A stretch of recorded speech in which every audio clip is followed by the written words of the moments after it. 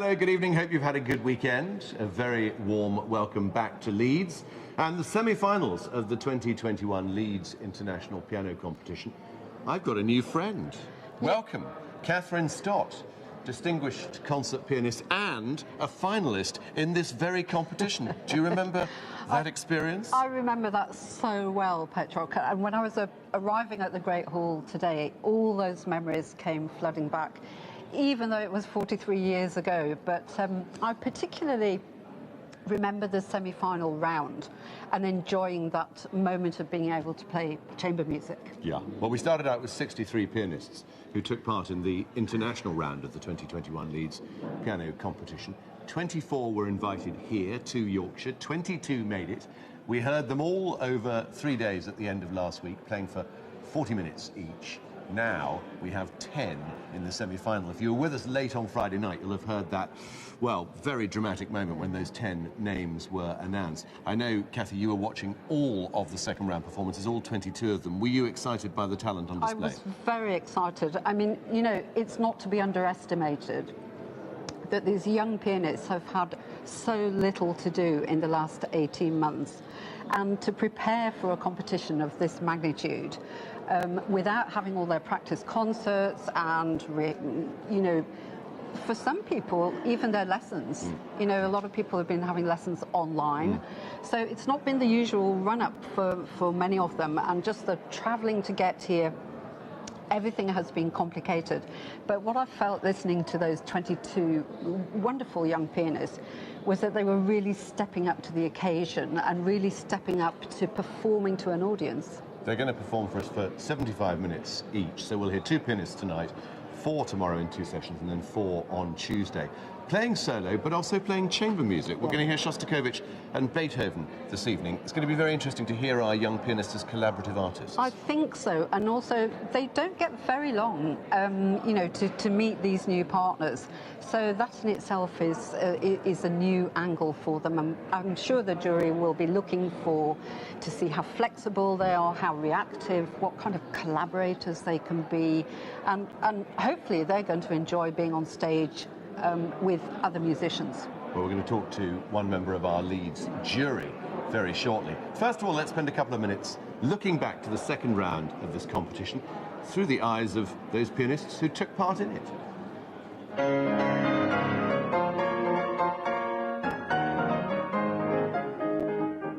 I think that music is, before everything, about emotions and communication.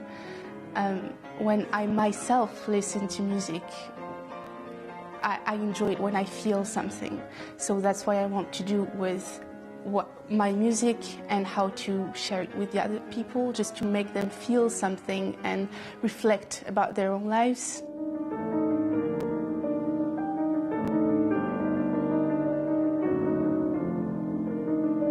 I felt fantastic because the audience is in the hall is full, and for me it's very important to feel that I'm playing not only for the jury. Of course they are important, but if there's only a jury and a couple of people, it feels like a competition. And in this case, with the full hall, it felt like a proper performance, and the audience is very warm, very supportive. So I just enjoyed playing for them, for the jury, and well, I'm happy.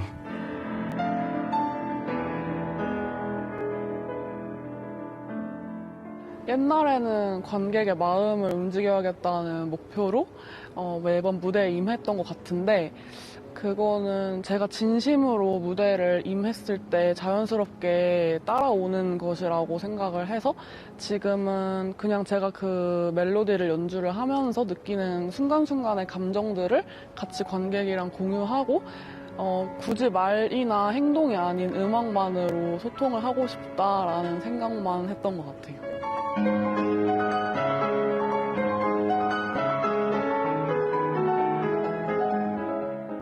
Playing this repertoire is an incredible privilege. These are works that I have been obsessed with for years, and studying them just makes me realize how special and important they are, how essential they are, and that fills me with the desire to share this importance and this uniqueness of the music on stage.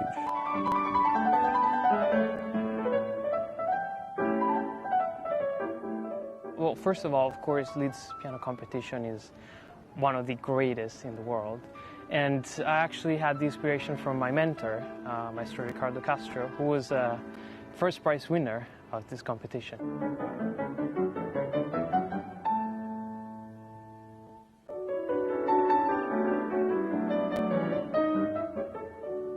We're just here to play at our best and to do our best, and everything else is organized to perfection. And the warmth of the people here from Leeds is amazing. It's amazing. I got the chance to meet locals here, and they've been so incredibly nice and welcoming. And I already feel like this is second home for me. And I've been here only for a week. I can imagine just staying here for longer, and I really would like to.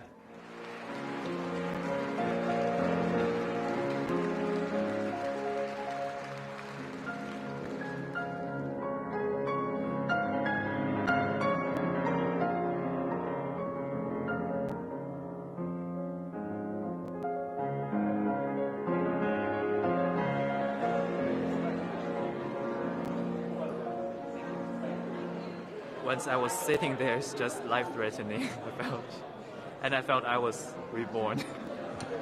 Probably take a rest, and try to sleep well, and then work hard from tomorrow morning. Yeah.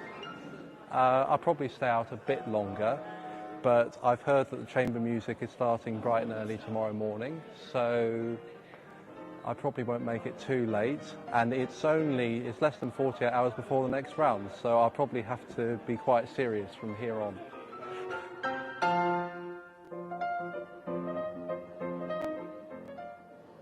Really lovely to hear Federico Gancrema there talking about how Leeds already feels like a second home, even though he's only spent a week here. We are going to hear from our two pianists this evening from China and the UK, by the way. Music by Beethoven, by Thomas Adès, Busoni and Debussy ahead as well. Plenty for our jury to listen to, plenty of different musical styles for them to absorb. One member of our jury is here now. It's fantastic to welcome the Israeli-American pianist Inon Barnatan. Hello. Thank you for joining us. Inon, it's great to have you here in Leeds and on the jury. Can you explain to me a little bit what your thoughts are on repertoire for young pianists coming into a competition like this? Are there certain things they should be looking for, or, you know? You know, it's been a real delight, I have to say. I was talking to some of my fellow jurors about how wonderful it is to get repertoire that really expresses the soul of the pianist, rather than, you know, something that just shows off how well they can play the piano. And we were surprised how many people chose really profound works, works that are just show so much of the inventiveness and the imagination of the pianist, which is what we want to hear as well, what we look for in anything that we hear. Absolutely. I think one of the things that happened yesterday was you had a chance to talk to the pianists who haven't gone through. They got to meet, I think, all of the jury, and that sort of mentoring role, that discussion, that analysis, that advice that you as an artist with a hugely successful career can offer is very important. It's as much a part of the competition as getting through to the next round. It is, I think so, but I was a little, frankly, I was a little worried about it, because sometimes the last thing you want to hear after you've been said that you're not passing is to hear from the person who said that to you. But they were so wonderful, and you know, we really talked as colleagues, not as anything else. And that's, I mean, I'm as much interested as hearing from my fellow pianists and fellow musicians. So I was really relieved, and we had some really wonderful conversations, and you know, it was kind of bittersweet, because especially after talking to them, you really want to get to know them more, and they're all such wonderful musicians and pianists. Yeah, just really important for, I think, you know, for all the competitors that do sadly have to leave, to go away with something positive. And I think my feeling is that this competition really tries to enable that feeling and to give that support to the young competitors. You know, quite a few of them told me afterwards that one of the reasons they wanted to do this competition is because it is so musician-based. That the jury are musicians, they're not teachers, and that everything about it, everything about the way the competition is done, and this is why I wanted to be a part of it as well, is all about the music. And we know that music is subjective. Competitions are even the same person playing on 2 different days can have different results. But if you have that understanding and you realize that you're all in it together, I think everybody can get a positive experience from it. And certainly they can have such enormous amount of repertoire now that that it will be with them for the rest of their lives. Absolutely. And briefly, you reset now. I mean, you're starting afresh. You're not thinking about what you've already heard. The judging process begins afresh. Absolutely, yeah. And especially now when we have the combination with chamber music, and I play a lot of chamber music myself, and I think it's so important to also play the piano not just as a piano, but actually play the piano like you are playing a different instrument. So when you hear how they try and do that with another instrument, it tells you a lot about who they are as musicians and as pianists. So I'm really looking forward to it. Ian Barnett, thank you very much for talking to us. Thank you for coming to Leeds as well. Pleasure. It really is my pleasure. Really good to have you.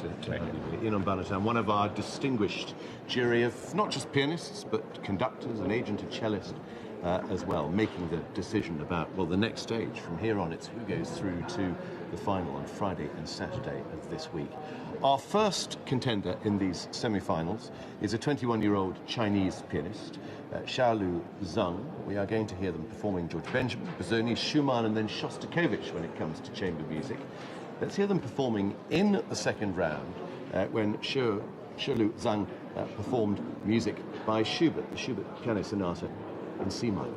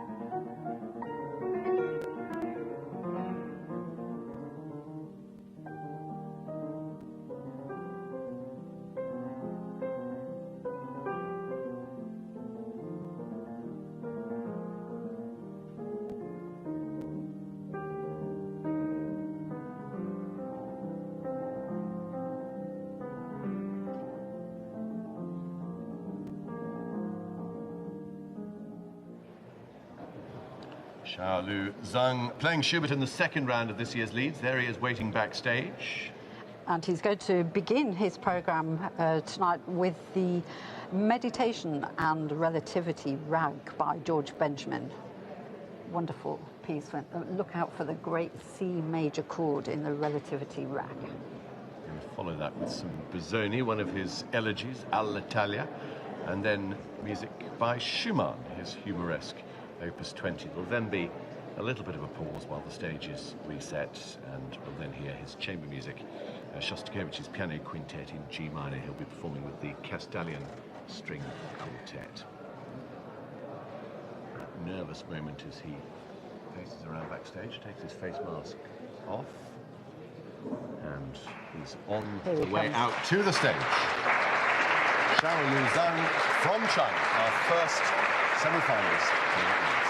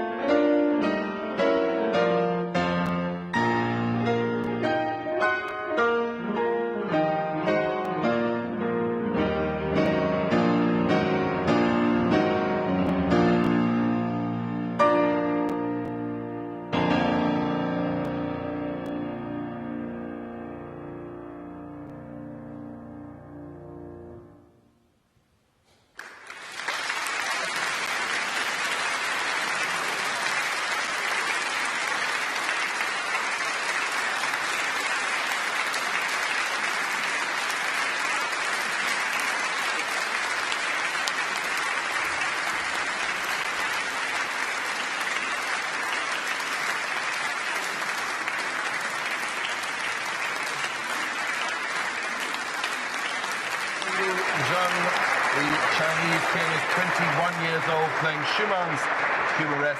Before it we heard Rizzoni's Elegy No. 2, Al Italia. And we started with the Meditation in Relativity Rag by George Benjamin. Absolutely, and the Benjamin is such an interesting choice because this is the moment when competitors can choose their contemporary piece from a selection.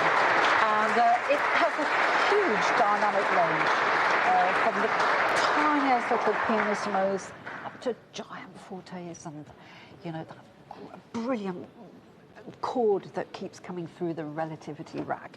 Really fantastic. Yes, they get a list that includes works by Boulez, Berriot, George Benjamin, the Kurtags, Judge Kurtag, Judge Ligeti, Thomas Lacher, Thomas Adès. So it's a good representation of 20th and 21st century music to choose from. And Schumann's Humoresque, you know, what a confident, touching performance. Oh, absolutely. I think Xiaolu is a real poet, and he's not frightened to draw his audience in. You know, he kind of invites you into the story. I mean, Schumann, as always, had Clara absolutely on his heart sleeves there. But yeah, this young man really likes his audience to come in close. That's my feeling. Well, as you can see, over our shoulders, there's a bit of action happening on the stage. They're putting the seats in for the Castalian String Quartet, who are going to join Xiao Ulozhang to perform music by Shostakovich, the piano quintet in G minor. Now, this idea of chamber music in a competition for pianists, well, it came into the Leeds again 3 years ago. Right. Hadn't been part of the Leeds for a very long time, but it was actually in the competition that you took part in 4 decades ago. It was in 1978. I can remember only having a choice of piano quintets, and I think the only one that I knew at that time was the Brahms piano quintet, but we were only allowed to play 2 movements. And then I thought, oh, there's a bit of a dilemma here. Do I choose the first movement and the second and then with something slow? So I chose the second and the fourth movement, and it was with the Allegri quartet, if I remember correctly. But it was a very exciting moment. I remember really enjoying that and being very grateful to play in a competition with other colleagues. Now, you play regularly with the cellist Yo-Yo Ma. I do, You've yes. worked together for decades. I mean, the relationship that you've built up is very close, very intimate. Here's a relationship built up over a matter of hours. Absolutely, but that's also another part of the profession, because there are lots of chamber music festivals where groups of musicians get together and they meet and put together pieces in a matter of hours. And so this is a real test of something that actually happens in real life. I think what's interesting about playing with quartets is that you're actually walking into an ensemble that's very much formed. I mean, most people that are in quartets, they're a very close unit, and I've often felt, you know, sometimes it just takes a little bit of time to get into that, as opposed to playing with 2 people and playing a piano trio. 4 old friends, and in comes a 5th. I think he's ready backstage. Let's go and see if we can see him there, about to come on. Yes, there is Xiao Ulu Zhang with the Castalian Quartet, and we are going to hear them together now, performing Shostakovich's Piano Quintet in G minor, Opus 57, our first chamber music in this 2021 Leeds Piano Competition semi-final.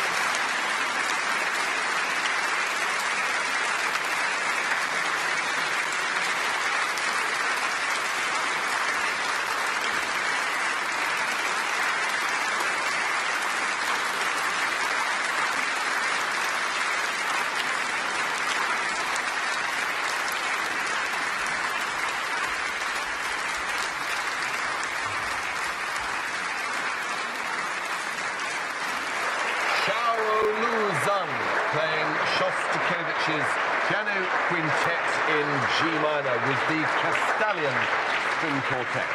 Absolutely wonderful piece, isn't it? Written in 1940, and the first performance had Shostakovich at the piano himself, and he wrote this for his friends, the Beethoven Quartet. It's a tremendously difficult piece in some ways for the pianist because they have such simple lines. Sometimes the pianist has to do a great deal with not very much. So there's a kind of sparse writing that can just be very, very simple. But the pianist has to express such a lot. So it's quite challenging, I think, in that way. Well, it won Shostakovich 100,000 rubles. That was the value of the Stalin Prize. Will it help our pianists this evening? We will find out not until Tuesday night when the judges announce the name of the 5 pianists going through into the concerto round, the final of this 2021 Leeds Piano Competition. The Castalian Quartet, Cindy Simonon, Daniel Roberts playing violins, Charlotte Bonneton playing viola, and Christopher Graves, the cellist. I mean, very interesting, Kathy, just to watch the dynamics there. And I think we have to accept that the experience of playing chamber music, the amount that they've done, will be very different between the contenders in this semi-final. Absolutely, and one of the things to have suffered a lot in COVID times has been people being able to get together and make music and make real chamber music. So some of them may be coming without any experience for quite some time. Perhaps in general they may not have played much chamber music. So I think this round will show quite a lot about the experience of our pianists. Well, during the interval this evening, before we hear our second pianist tonight, we're going to focus on one of the great early winners of the Leeds Piano Competition. 1972 was the year that Murray Pariah was victorious. Here he is recounting his appearance at the Leeds Piano Competition in an interview from 2018. One of the advantages, at least for me, of the Leeds at the time that I entered it was its concentration on the classical piano repertoire. Mozart, Bach, Beethoven, Schubert, Schumann, of course Chopin, because this was the area that I had specialized in a way on, I was so interested in. And I think it's a little bit different than just the pyrotechnics at the piano, which the Leeds did not stress in those days. And I think it was important, simply because that music is very difficult to translate. And I think in order to transmit it to an audience, you have to realize what's important in it for you. And that, in many ways, is a life-changing experience that makes your relationship to the works of art very meaningful. So I was very grateful to be able to do that with the Leeds competition. I'm very glad to see that there's a very important chamber music element in the competition. I started as a chamber musician because I went to Marlborough and I had a chance to play a lot with Casals, with Serkin, with Horshovsky, with the Budapest Quartet, and making music with different kinds of people, different personalities. You learn that there's no one way to make music. You learn that there are many different possibilities and that they grow out of a contact that's very special between you and the person that you're making chamber music with. So I'm very glad to see that this is being stressed, as I feel it's very important for the artistic makeup of a pianist. It's very hard to say in what spirit you should enter the competition. You can't say to somebody, well, don't be competitive, because that's the point. They are trying to win the competition. Or you can't say that competition doesn't have a history in music. I mean, when you think of Clementi and Mozart, when you think of Handel and Scarlatti. However, if one concentrates on competition, the idea of competition, it's a rather destructive idea because it doesn't bring out what you have that's yours, that is individual. And I think all of the concentration, even during the competition, should be towards the music, towards, strangely enough, by concentrating on what you can give to the music, you can actually allow yourself to breathe in the music, to relax in the music, and somehow tell the secrets of the music.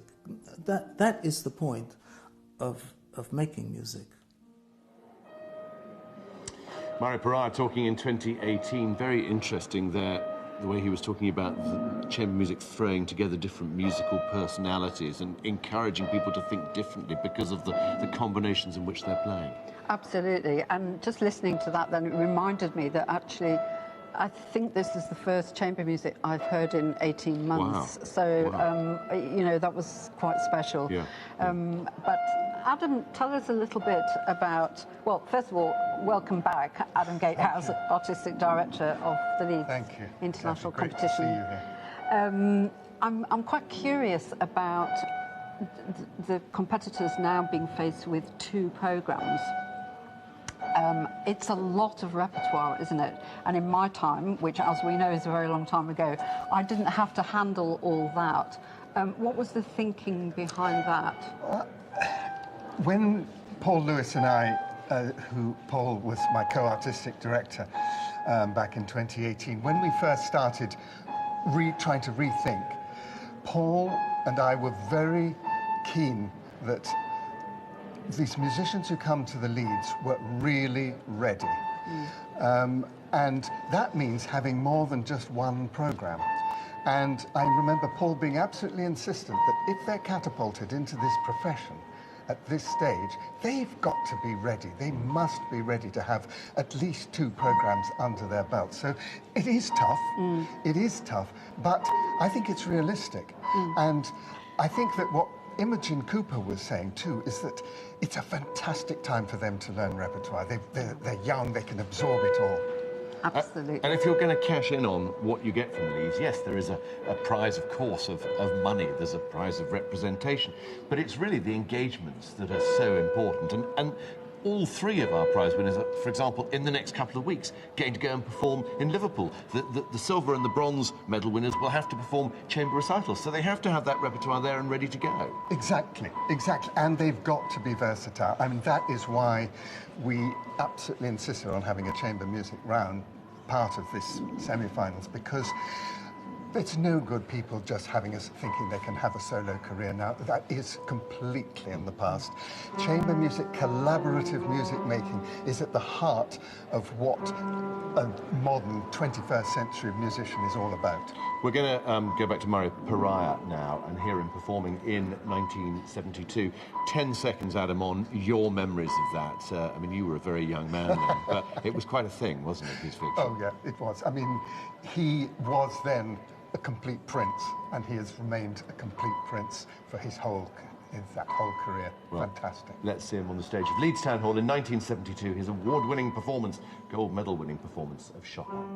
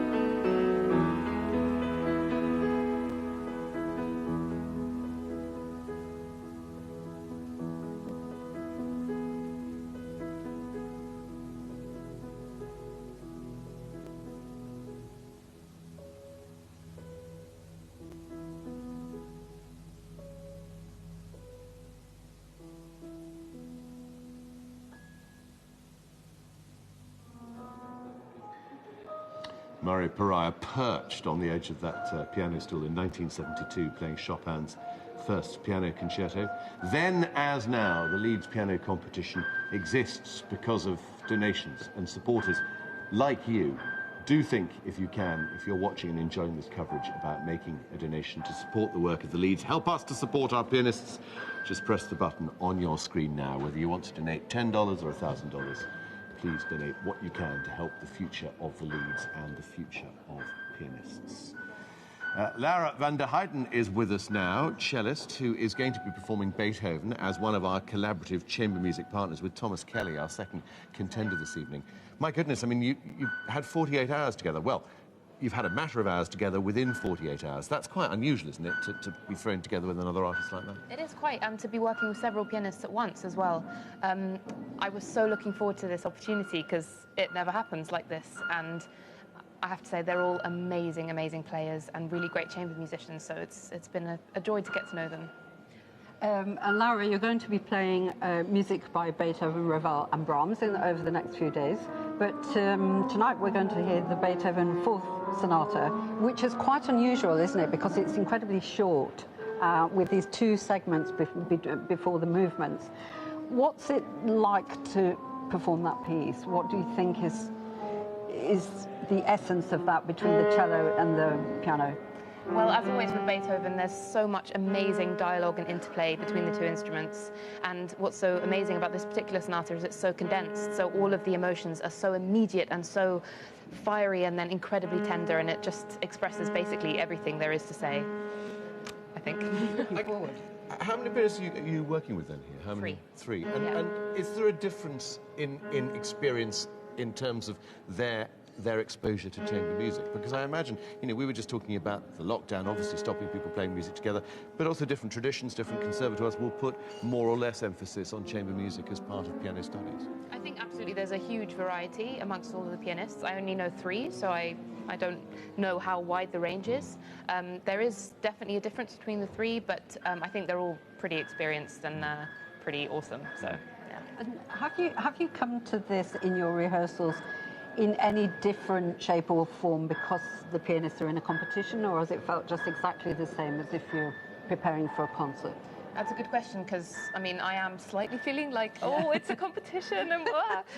But I've really tried to go into it making this part of it as enjoyable for them as possible, because obviously it must be so stressful to play all of that rep on your own on stage, and I want the chamber music part to just be fun for them, and yeah, I'm quite a silly person, so make lots of jokes in the rehearsals and yeah, have a good time on stage. Yeah. Well, we're going to hear you in about 50 minutes' time performing the Beethoven Cello Sonata No. 4 with Thomas Kelly.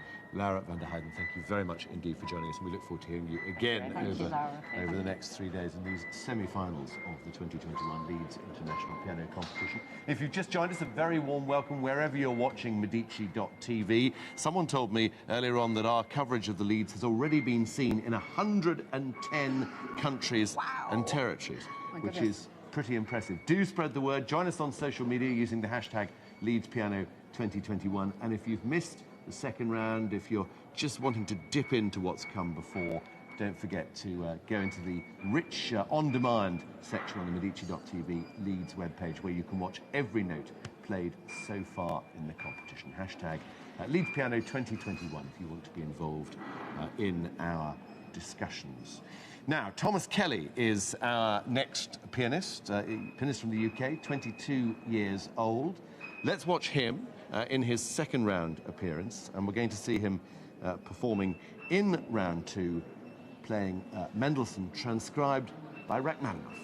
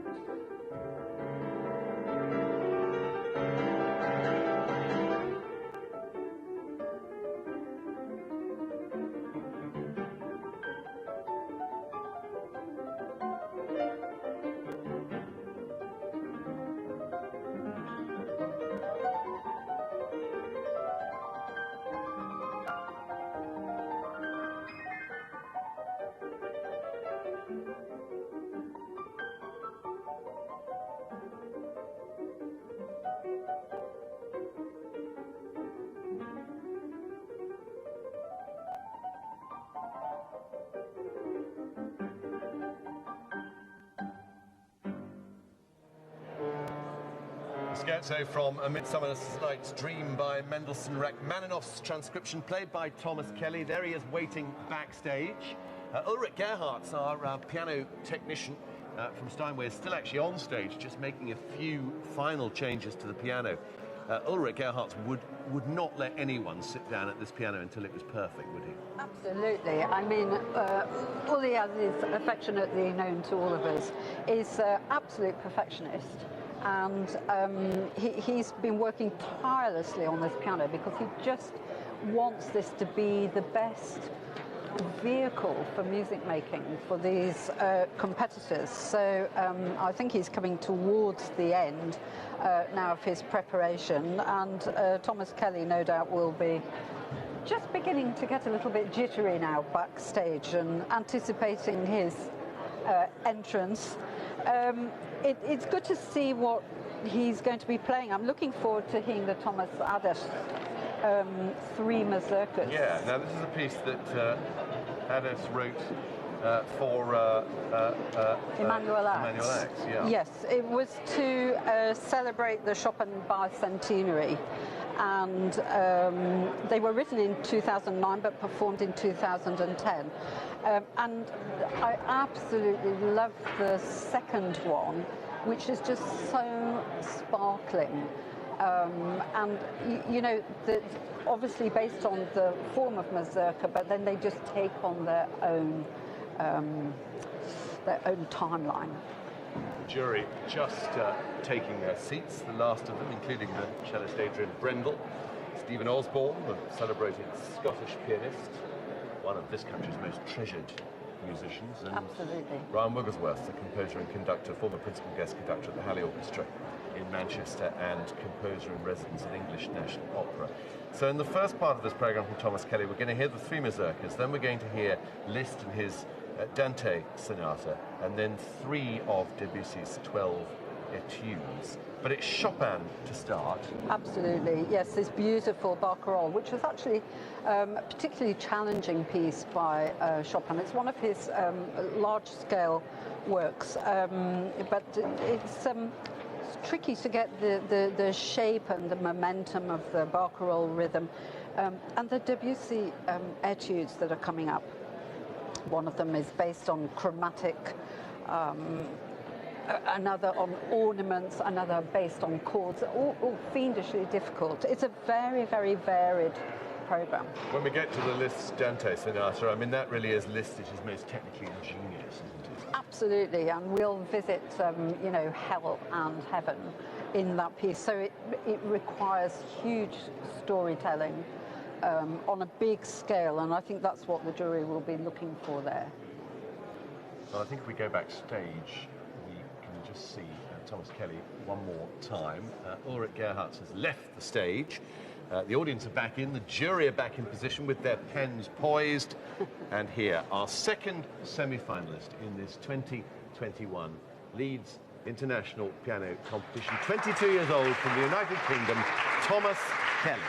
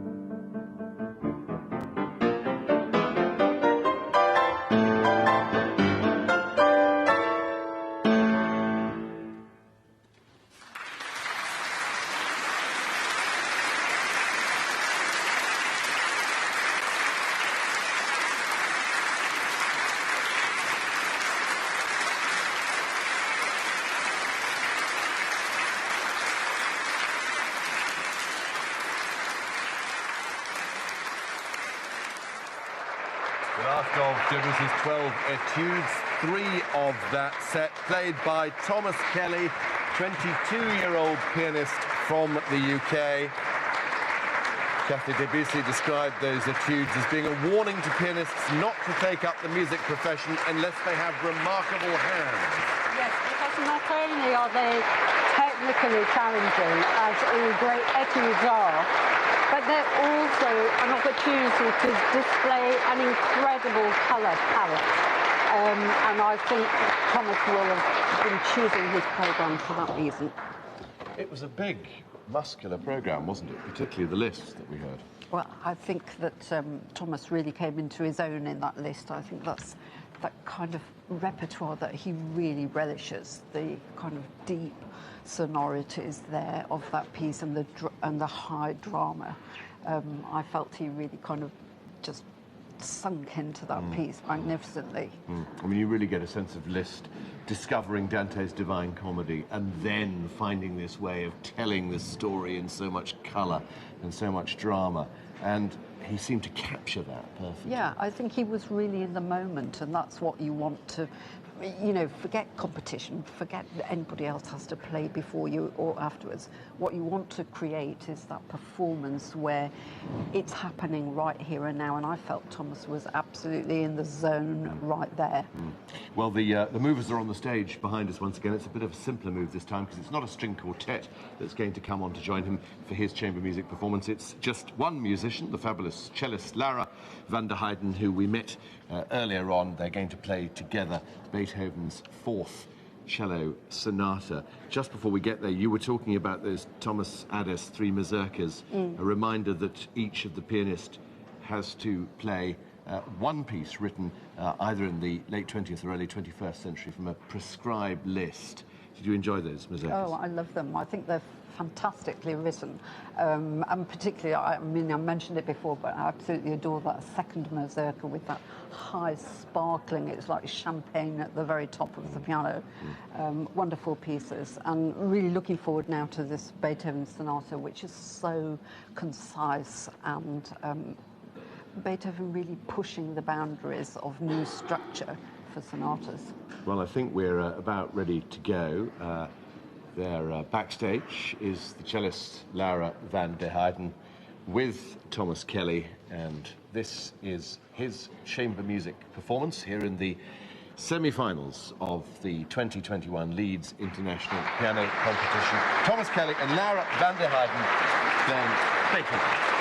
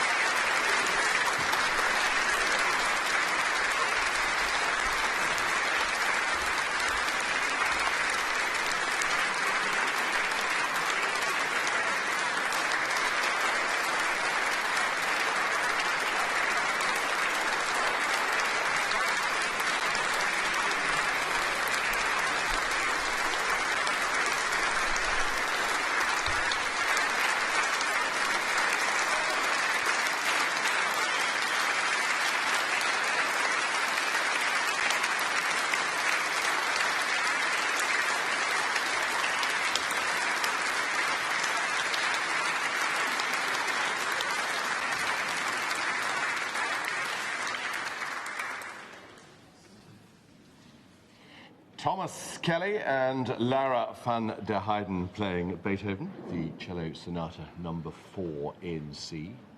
Kathy? Wow.